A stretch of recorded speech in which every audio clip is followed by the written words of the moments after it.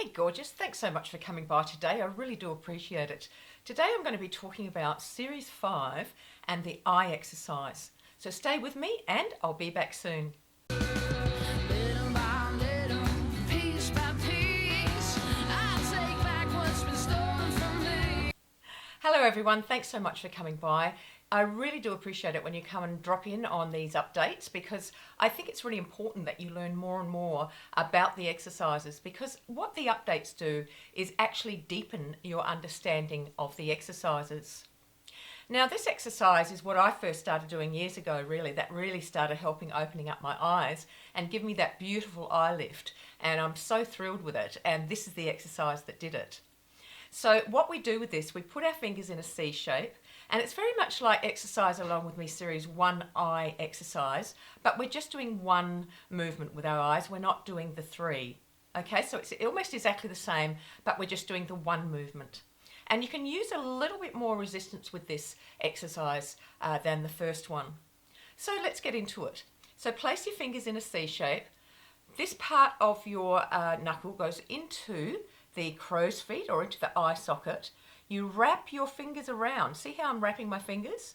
And you wrap it around your eyebrow and you gently pull back or hold back the skin. And that's so that we don't do this sort of thing when we're doing the exercise. So what we're doing there is we're pulling back the skin between our eyes and we're resting our thumbs just on our cheeks. So when we do it, we press into the eye socket and around the brow, and don't press too hard, but hard enough to create the resistance for the exercise. We're holding back the orbicularis oculi so it's not moving as much, okay? We're placing resistance on that muscle. So then what we do is we just gently close our eyes and you can just squeeze a little bit. Now what I want you to focus on is this area up here where I've got my index finger pointing to, sort of that in the middle of our eyes, right? So I want you to focus when watching me when I do this. So what I've done is I've parted the skin very subtly and I'm squeezing my eyes, but I'm not allowing that area to squeeze. So I'm placing more emphasis on the corrugator muscles because these muscles are the ones that really create the wrinkles. I'll show you what I mean. This muscle here, it's so tiny.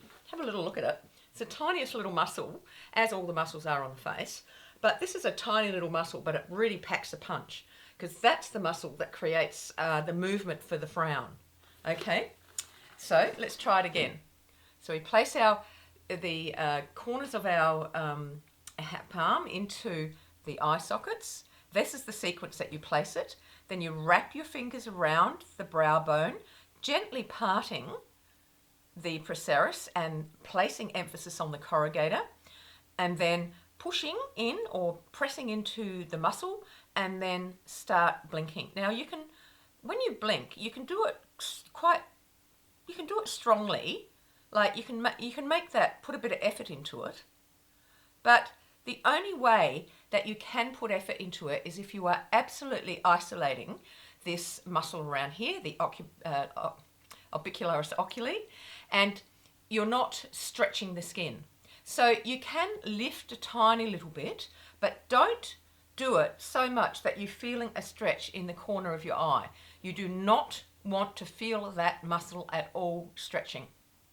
Okay, because if that muscle starts to stretch, then it's very difficult to make that muscle strong again, because the skin has elasticity, right? And what that means, it's like a rubber band, our skin, and you can stretch it and stretch it, and then when you get to the point where it's stretched so far, when it bounces back, it's all loose, very much like an overstretched rubber band. And that is exactly what happens to our skin if you stretch your skin too much. So this is why I'm asking you to be quite mindful and really focus on what you're doing. So you can see I'm opening and closing. I'm feeling the muscles going inwards, so I'm feeling this area moving in and out, and I'm feeling this wanting to move in as well. But as I say, I've isolated those corrugators and just gently parted back the skin so that it will not wrinkle in the middle. Now, it's a beautiful exercise, this one. It's a strong exercise and a beautiful one, and it will lift your eyes.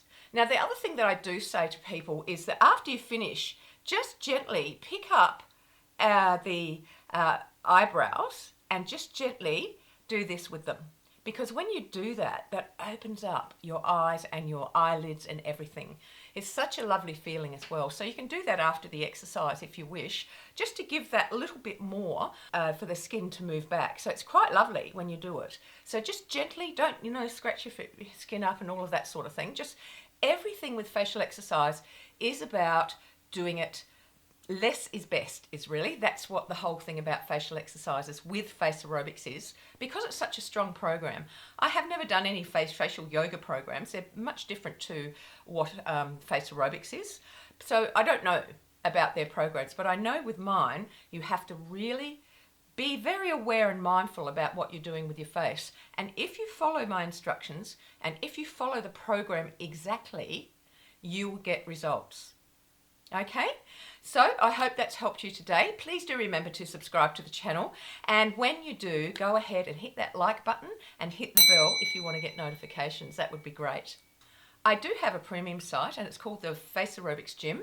The link is going across the video right now, so go ahead and pop that link into your browser, have a look about what we offer, and it might be something that you'd be interested in doing for a year to see how well your face starts to pick up, and to learn how to follow the program correctly.